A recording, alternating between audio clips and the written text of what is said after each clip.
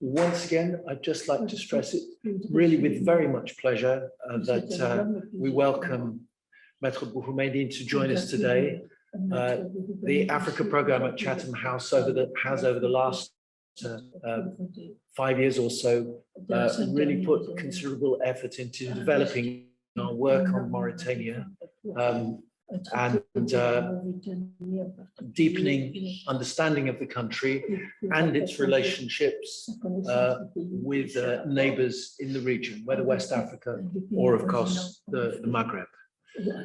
And so, without any further ado, I would like to invite Maître Bouhoumeini to talk to us.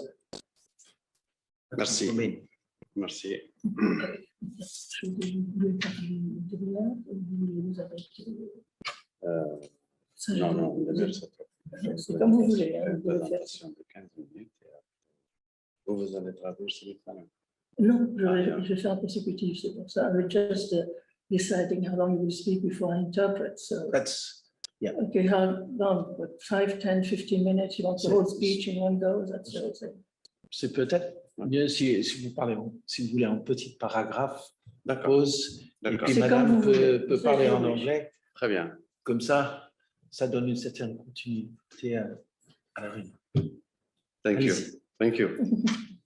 Thank you, everybody. And I'm happy to be here. And I will take this opportunity to present our institution, National Human Rights Institution of Mauritania, and our work to promote the human rights in Mauritania, because it is our main work. Je me présente d'abord. Maître Ahmed Salim Bouhoumeini, je suis avocat. Je suis un ancien bâtonnier de l'Ordre des avocats de Mauritanie et ancien président de la conférence des barreaux francophones. Je préside la Commission nationale des droits de l'homme depuis 4 ans. C'est une institution qui est publique, mais indépendante. Son objet, son rôle, c'est de promouvoir les droits de l'homme dans le pays. Elle a une mission et une charge qui concernent la promotion des droits de l'homme, la sensibilisation, la vulgarisation, la culture, mais aussi une mission en matière de protection des droits de l'homme, toutes les violations des droits de l'homme. Nous recevons les plaintes des citoyens et nous sommes en même temps conseillers du gouvernement en matière de droits de l'homme. Et ça se traduit par un rapport qu'on présente annuellement au président de la République, au président de l'Assemblée nationale. Ce rapport est discuté à l'Assemblée nationale et ce rapport est rendu public à travers la presse. Ce rapport, en général, est le moyen de déterminer l'indépendance de l'institution. Et justement, cet exercice difficile d'équilibre entre être une institution publique de l'État et être indépendant, ça se traduit généralement par la pertinence de nos rapports. Je donne un exemple. Dans notre dernier rapport, on a été très critique sur la justice, on a été très critique sur les procès équitables et on a été, d'ailleurs, ça nous a valu beaucoup de réactions de la part des syndicats des magistrats qui ont considéré que ça ne relève pas de nos compétences. Et nous avons répliqué que toutes les fois que le travail d'une institution impacte les droits de l'homme, ça relève de nos compétences, car c'est notre mandat, et c'est un mandat illimité. Donc, nous avons l'avantage d'être statut A au niveau du GANRI, donc on est classé comme une institution indépendante. Pour la présentation générale. Hello, I too would like to introduce myself and the institution that I represent. I am very happy to be here today as well. And I am an attorney at law, former president of the National Bar Association of Mauritania, and honorary president of the International Conference of Bars, and lawyer at the Bar of Paris. So I represent a public but independent institution whose main task is to support and to defend human rights, culture, etc. in my country, but also to protect human rights and any violation of human rights. And it is also our duty to receive the claims from the citizens who might have claims. And we advise the government regarding human rights. An example of what we do, our work is representative of this. Every year we submit a report to the National Assembly and to the President. This report is public and it is independent, and it has its aim is to determine what is going on in the country regarding human rights.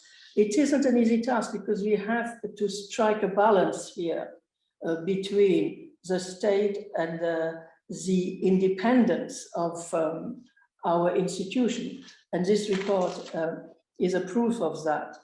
We have been criticized for what we have done.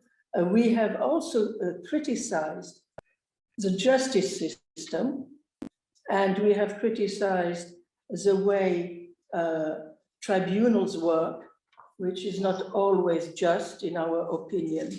And magistrates have not liked what we have done. The Union of Magistrates made it quite clear. They are of the opinion that it is not part of our mandate to do that sort of thing, but we disagree with them. It is very much our mandate. We're saying we are an independent institution.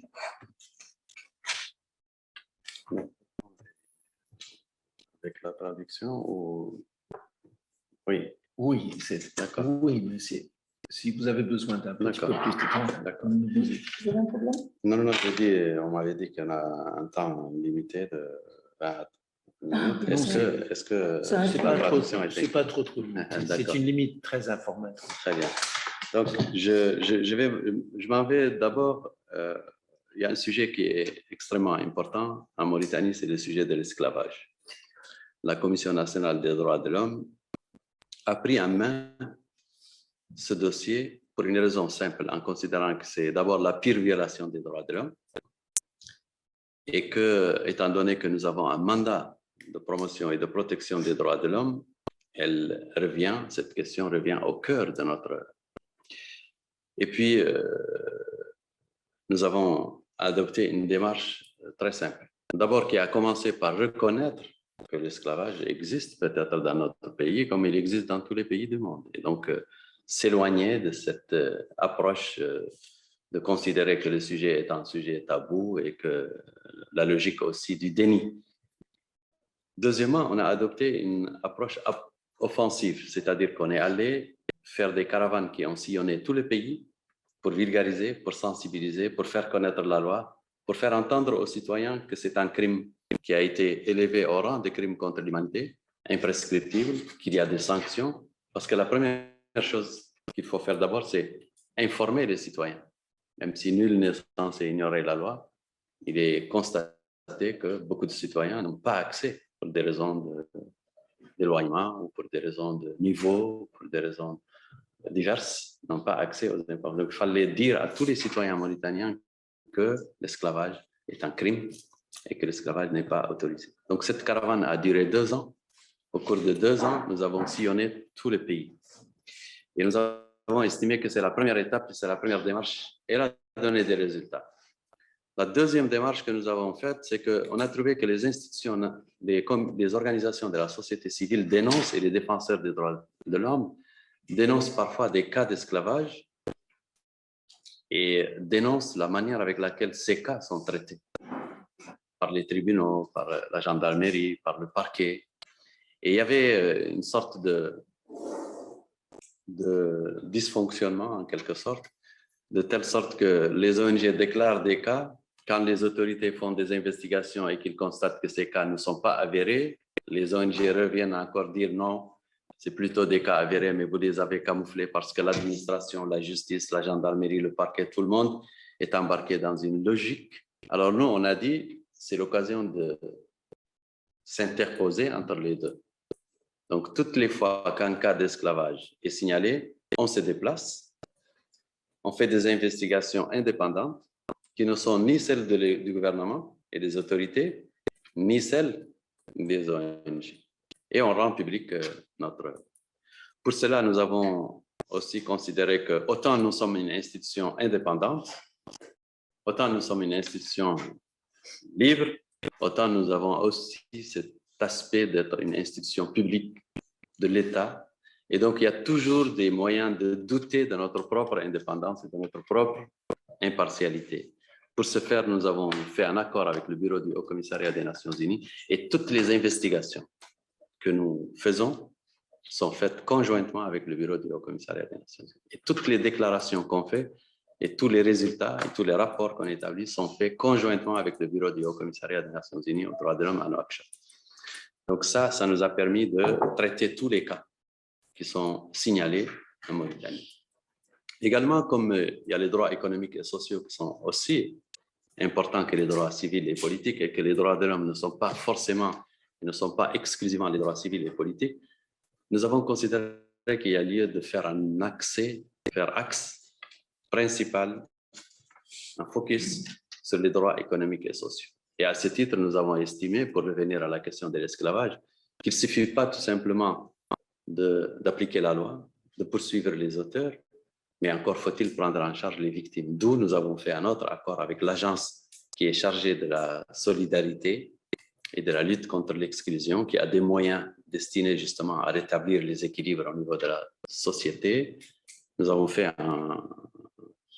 une collaboration, un contrat, une convention qui nous permet quand on part avec le bureau du Haut-Commissariat des Nations Unies, faire des investigations sur des cas d'esclavage et qu'on trouve que c'est des cas d'esclavage. En même temps, on revient avec l'agence de solidarité, qui est notre deuxième collaborateur, pour que cette fois-ci, elle prenne en charge les victimes. Nos investigations faites conjointement avec le bureau du Haut-Commissariat des Nations Unies commencent à donner de bons résultats. Pourquoi? Parce qu'il nous arrive de faire des investigations et de dire que ce n'est pas un cas d'esclavage. C'est un cas de travail des enfants, c'est un cas de... Et de dire l'ONG qui a déclaré ce cas, en réalité, il ne s'agit pas d'un cas d'esclavage, d'après nos investigations indépendantes et objectives.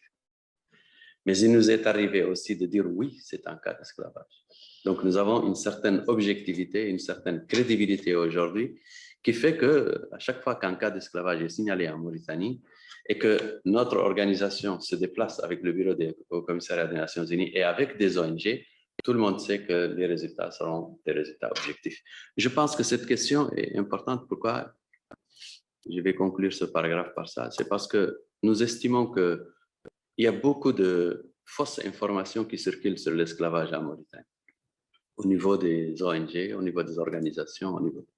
D'ailleurs, le pays est présenté comme le pays des esclaves.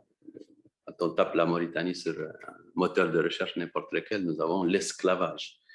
Et donc, nous, on a dit que d'après les visites que nous avons faites et d'après les éléments dont on dispose, cette idée est une idée fausse. Ce qui ne veut pas dire que nous n'avons pas de problème de droits de l'homme. Ce qui ne veut pas dire qu'il n'y a pas des cas d'esclavage. Mais l'idée que se fait le monde aujourd'hui de la question de l'esclavage en Mauritanie est exagérée. Et on a donné un exemple, c'est qu'en 4 ans, les investigations que nous avons faites pour les cas d'esclavage, en 4 ans, depuis 2019 jusqu'à 2022, les ONG ont découvert et présenté 5 cas d'esclavage. 5 cas en 5 ans. Donc, comment se fait-il qu'en 5 ans, les ONG, les militants, les défenseurs des droits de l'homme ne déclarent que 5 cas présumés, et même à supposer que ces 5 cas sont avérés, il s'agit tout de même de 5 cas en 4 ans. Donc, on est loin de cette idée que se fait le monde aujourd'hui de la question de l'esclavage. Ceci dit, et là je l'ai écrit dans un petit ouvrage, j'ai dit que l'esclavage en Mauritanie est l'arbre qui cache les enjeux des droits de l'homme.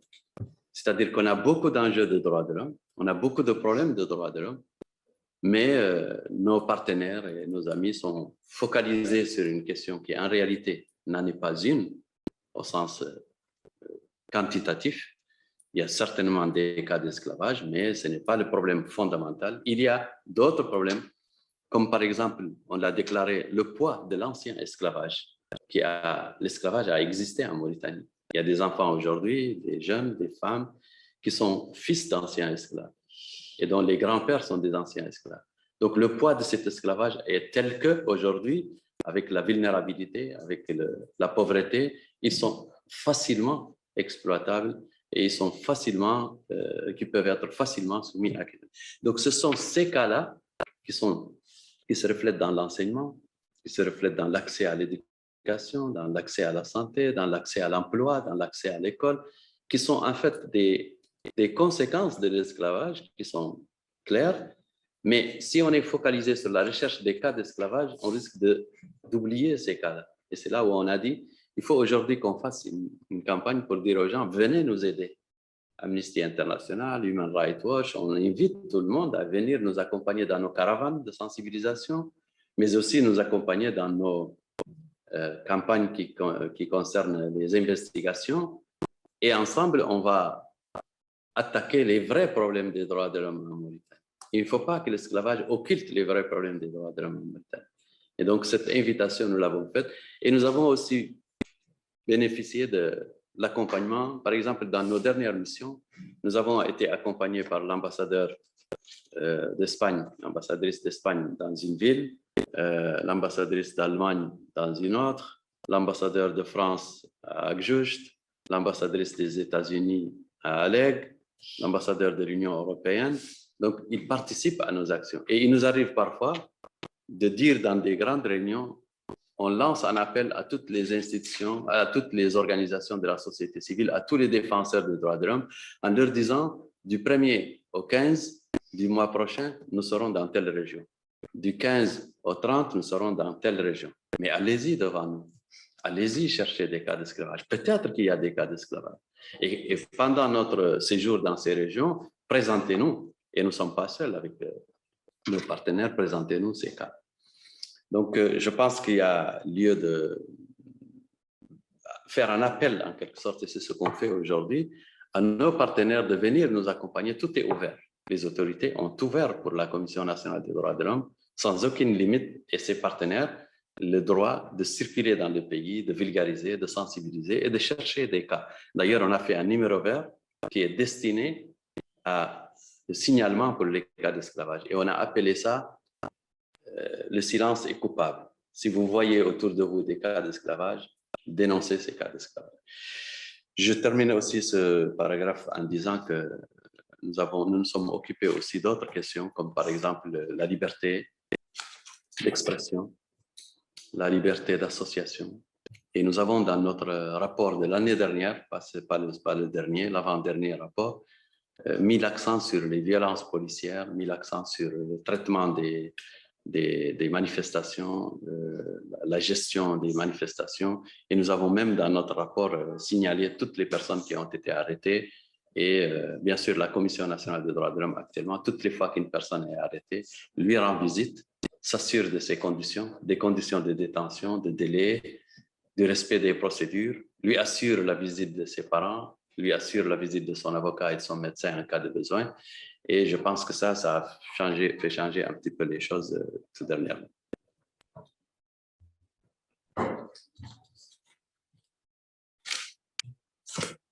Okay, so I'm going to talk to you about a very particularly important subject for my country, which is slavery. And it is one very important subject because we have a lot of very severe cases of violation of human rights regarding slavery. It is a part of my duties and something that I particularly want to represent. To start with, one has to accept that slavery exists and accept that this is not a taboo subject. We cannot be in denial. That is one thing. The other thing is, if we refuse to be in denial, we also have to take an offensive approach because we have to make it possible for the country to realize what is going on. We have to raise awareness that slavery is equal to a crime against humanity. We have to inform the people. Unfortunately, many citizens are not aware. They do not know what is happening for all sorts of reasons, maybe because they live very remotely, etc. Slavery is a crime that we want to fight against. Now, for the last 2 years, we have crisscrossed the country to inform people, and it is beginning to show results. We denounce the cases of slavery, and we also do what is necessary to make sure that they are dealt with in the law. NGOs have been known to say a certain number of things which do not fit in with what we are doing, but we have to be between them and our opponents, because the logic that they defend sometimes is not ours, and we refute that. When a case of slavery is evident, then we go and investigate. We investigate in an independent manner, independent from the NGOs and from the government. We are independent and we are free, but we are also public and a state organization. So it is possible that we can be subject to doubt. For that reason, we have an agreement with the High Commission of the United Nations for Human Rights, and we investigate together, and our reports are published together. We have joint statements with them, and we can deal with all cases jointly. It is not always just a question of politics or civil rights. The focus must also concentrate on economics and social rights. We have to, of course, investigate and to apply the law, but we have to make sure that this makes it possible also to find a solution for all sorts of other things, exclusion, etc. And we have a convention which allows us to investigate, and the agency thus makes it possible to also show solidarity and bring help that way. This has also been quite successful, this collaboration we have with the High Commission of the United Nations, because it has allowed us to highlight that in certain cases, it's not a case of slavery we are dealing with, but for example, a case of child labor, which is something distinct. So this has to be highlighted, and it has to be done objectively and independently. So we make it possible to work objectively.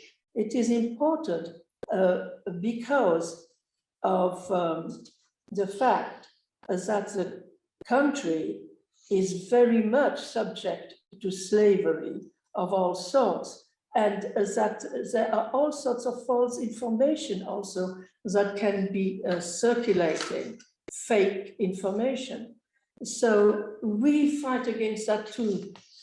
We visit the places where those cases have been mentioned, and we examine the allegations. And once there is a real case of slavery, we underline it, but it can also be something that is exaggerated. In the last 4 years, just to give you an idea, between 2019 and 2022, we have been examining the cases of slavery in that way. And the NGOs have, in fact, only mentioned 5 cases of slavery, 5 cases in 5 years. And these were not even cases of slavery that had been confirmed, but supposed slavery. Hence, the law is important because we then can determine.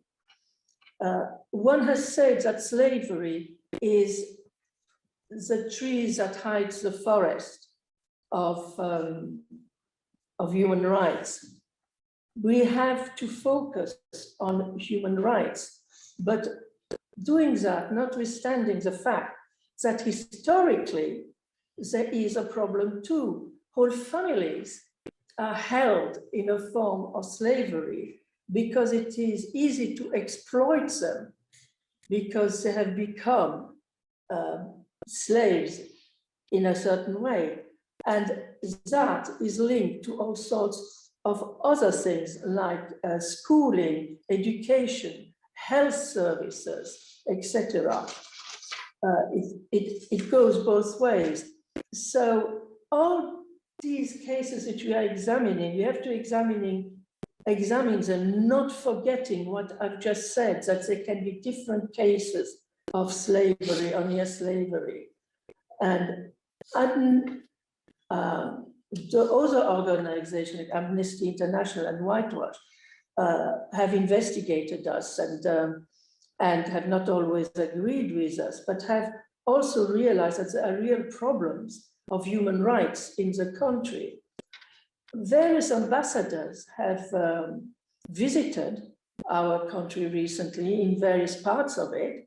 The ambassadors from Spain, Germany, France, ambassadors from the United States and the European Union, and they take part in our work. They have appealed to the defenses of human rights, and they've been there to look for themselves, and they have seen that in certain cases, it is real, it is true. They've visited various regions in the country, and they have appealed, we appeal to them to join us. They must join us so that we can spread the word and that one can highlight the cases and become aware of the fact that they exist. We have established also a phone line that we call the Green Line, which is called silence is making yourself guilty. Silence is a form of guilt. We also stand up for freedom of speech and association. We also fight police violence and the way protesters are treated. And if somebody, a protester, is arrested, we make sure that somebody goes and visits them and that their family can visit them, that they can also see a doctor and that they can have a defense in law, etc.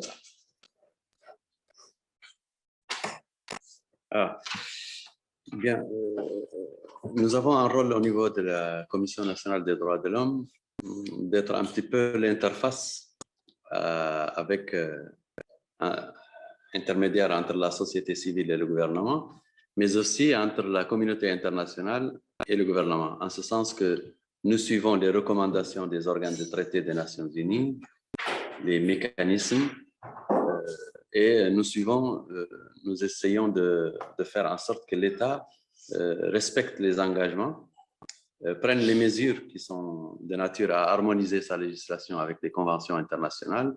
Et à ce titre, je voyage ce soir même à Genève, où demain la Mauritanie va présenter son rapport sur les droits des femmes, dans lequel nous avons beaucoup de recommandations à notre niveau, au niveau de la Commission, particulièrement en ce qui concerne la promulgation de la loi contre les violences des femmes et des filles, Ce que je dois dire, c'est qu'il y a des évolutions en Mauritanie actuellement. Il y a le mécanisme national contre la torture qui est opérationnel. Il y a l'Observatoire des droits des femmes,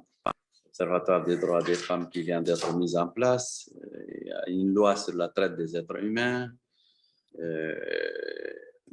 Mais il y a encore des défis. Il y a beaucoup de défis en matière de droits de l'homme que nous essayons de traiter. Nous voulons inviter nos partenaires à venir d'abord se focaliser sur les vrais problèmes des droits de l'homme en Mauritanie et nous accompagner et nous aider dans cette démarche. Je vous donne un exemple, il y a des problèmes des droits de l'homme, mais il y a des évolutions. Donc, on note les deux. Et je vais terminer ma conclusion, Sarah, par donner un exemple d'actualité. Il y a eu mort d'homme il y a quelques jours à cause de la torture dans un commissariat de police. C'est il y a 5 jours. Donc, c'est vraiment d'actualité. Ce qui veut dire qu'on a encore des problèmes. Mais c'est le moment aussi de remarquer que les autorités commencent à prendre des mesures qui sont celles que nous réclamons depuis très longtemps, les défenseurs des droits de l'homme. Il n'y a jamais eu une manière de traiter ces cas loin de l'impunité, comme on les traite, comme ils sont traités aujourd'hui par le gouvernement. Aujourd'hui, le gouvernement a déclaré, a pris une mesure qui permet de faire une autopsie complètement indépendante, à laquelle les parents ont assisté et dont les résultats ont été rendus publics. Les personnes ont été arrêtées, les policiers en question ont été arrêtés.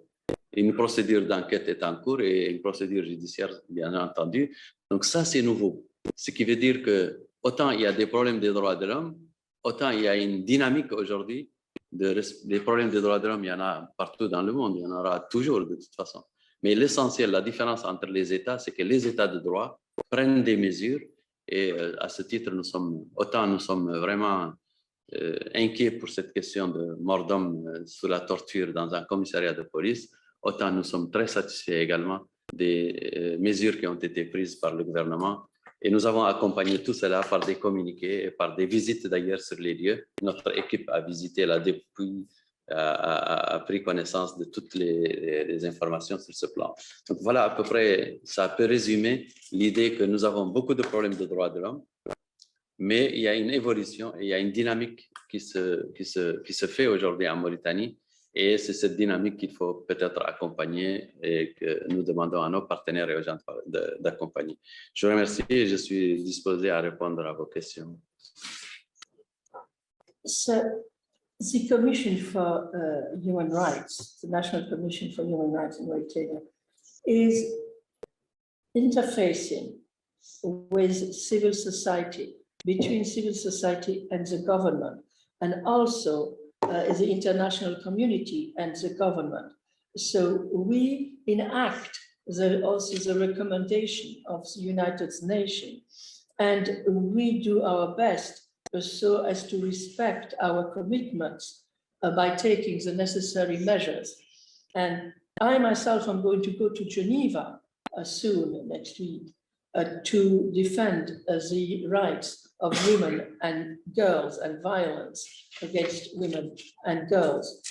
And also, there is everything that one can add about torture, the fight against torture and against the traffic of human beings. These are all challenges that we still have to deal with.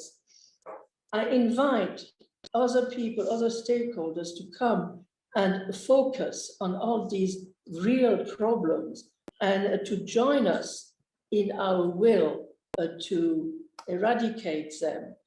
There are problems, I'm not denying it, but there is also progress made. We are improving. I want to give you one example before I conclude, and it is an example of a person that has died in police custody recently, or very recently, only 5 days ago, died in a police station under torture. So problems exist, but we have to put an end to it, and we can start by taking measures that far too long have not been taken. And so we can now change things. And what we can't do is just continue the way things have always been. And so what we have done is that we have introduced the possibility now to have an independent postmortem of the person in question, which means that the parents can attend and it can be investigated, and it can also be prosecuted. Now, this is totally new. Cases of torture, of death in custody, etc., might have always existed, but now we are taking the necessary measures. The government is taking the necessary measures, and we are also making it public, and we are visiting the people concerned. That was, in short, what I wanted to say, is that there are problems, but things are improving dynamically now. Thank you, and I'm prepared to answer to your questions. Maître Bouhoubedi, thank you very much for this very interesting expose of